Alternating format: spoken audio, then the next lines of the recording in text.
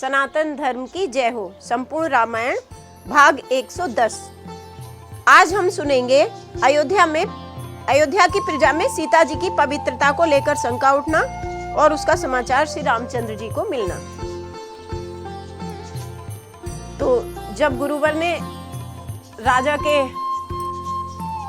कमियां और राज्य की विशेषताएं कि क्या क्या होना चाहिए वो सब समझा दिया, तब तो गुरुवर के वह वाक्य सुन मुदित हुए रघुनाथ, कृतज्ञता के रूप में झुका दिया निज माथ। इस प्रकार मुनि राजनीत देते थे व्याख्यान, राजनीति कहते कभी कभी ज्ञान विज्ञान।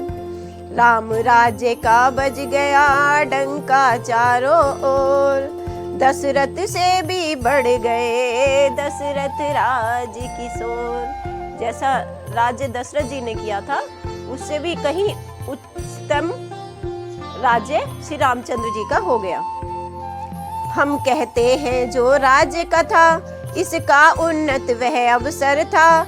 रघुकुल नंदन के शासन का रवि तब मध्याह्न काल पर था। जनता के कारण निज सुख का बलिदान किया था राजा ने, सीता सी प्यारी नारी को वनवास दिया था राजा ने। राज जननियों के सहित गुरुवर नीति निधान, श्रृंगी ऋषि के उन दिनों घर पर थे मेहमान। इधर राम का नित्य ही होता था दरबार, करते थे रघुपति स्वयं सबका न्याय विचार।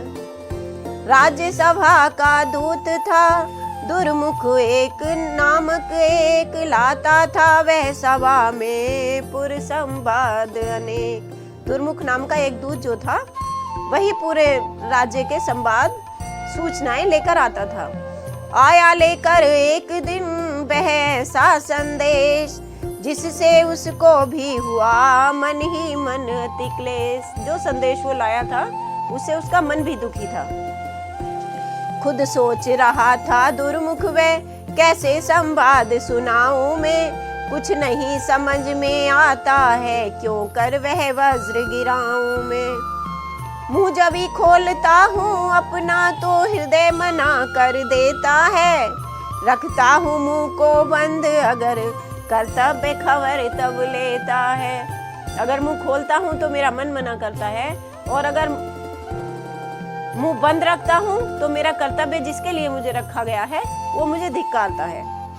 अच्छा दासत्व प्रणाम तुझे, आगे यह काम न करना है। अब तो आज्ञा बंधन में हूँ, आज्ञा का पालन करना है। अपने आप को संभालता है और कहता है, छाती तू पत्थर की हो जा, तब बोलूं मैं उन बोलों को। वाणी तू घोर घटा बन जा, तब बरसाऊं उन ओलों को। माता तुम मुझे क्षमा करना, अपना मत नहीं सुनाता हूँ। ये मेरे मन की आवाज नहीं है, इसलिए सीता माता से क्षमा मांगता है कि हे माता आप मुझे क्षमा कर देना। माता तुम मुझे क्षमा करना, अपना मत नहीं सुनाता हूँ। तुम जिस प्रकार सत पर दृढ़ हो, मैं भी कर्तव्य चुकाता हूँ। इस भांति हृदय बलवान बना, परिषद में अनुचर बोल उठा।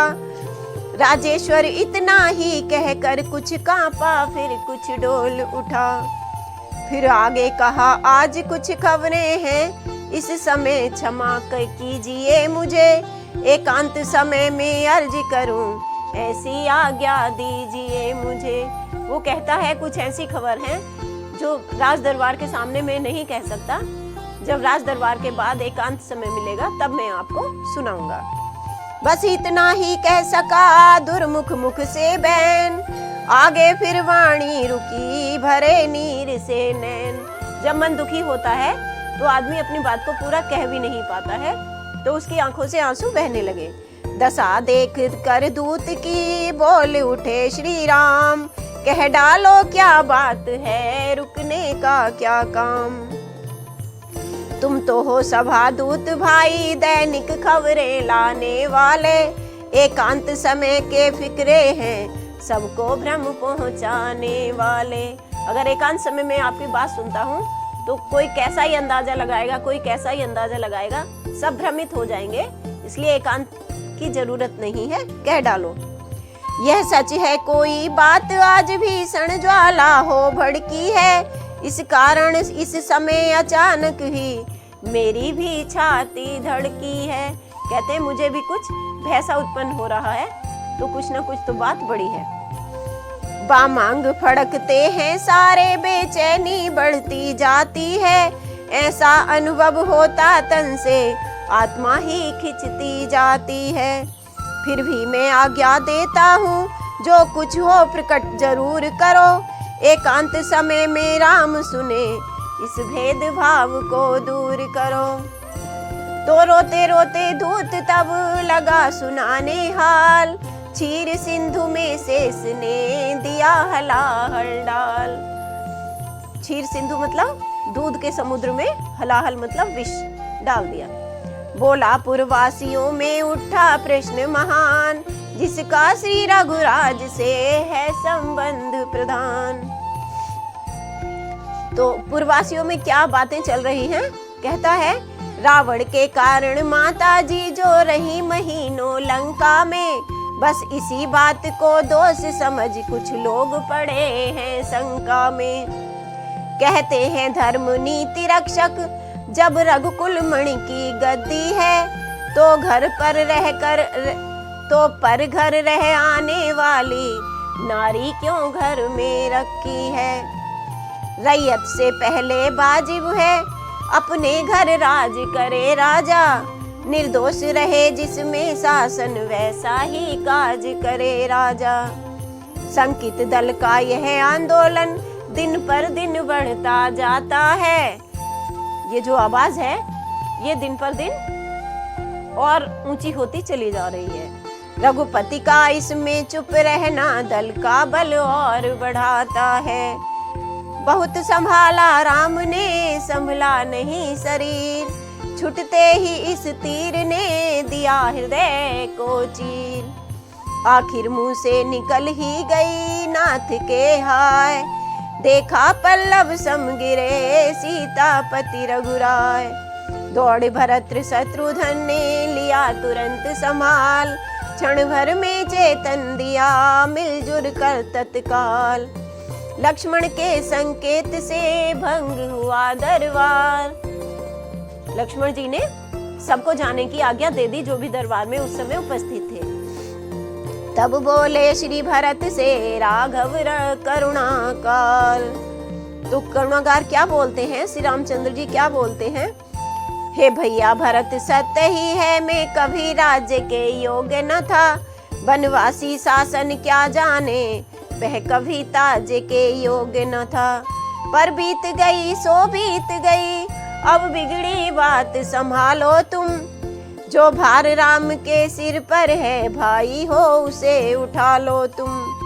हम वानप्रस्थ आश्रम ही अब नियमों के सहित निभाएंगे, सीता के साथ वनों ही में निज जीवन शेष बिताएंगे। वो कहते हैं हम भी सीता जी के साथ वनों में ही चले जाएंगे, ये राजकाज आप संभालो। सुनता था राज चलाना में है एक खिलौना काले का, अब अनुभव खुद ही करता हूँ इस मकड़ी वाले जाले का। इस कारण भरत सुन रहे हो, शासन ले लो रघुराई से, जो काम उचित है भाई के बस वही कराओ भाई से। तो रोते रोते भरत ने यूं दी अपनी राय, सब प्रकार बात अनुचित है ये रघुराय। कहते हैं ये सब प्रकार से अनुचित है, ये आप मुझसे ना कहिए। भरत ने ऐसा कह दिया। और इसी के साथ अपनी कथा को आज हम यहीं विराम देते हैं और कल हम सुनेंगे रामचंद्र जी का सीता जी को वनवास देना। रामायण के पिछले भाग देखने के लिए साहित्य संगम की संपूर्ण रामायण प्लेलिस्ट पर जाएं, वीडियो को लाइक करें, चैनल को सब्सक्राइब करें और हमारी वीडियो आपको कैसी लगती है कमेंट करके बताएं। अयोध्या धाम की जय, पवन सुत हनुमान की जय।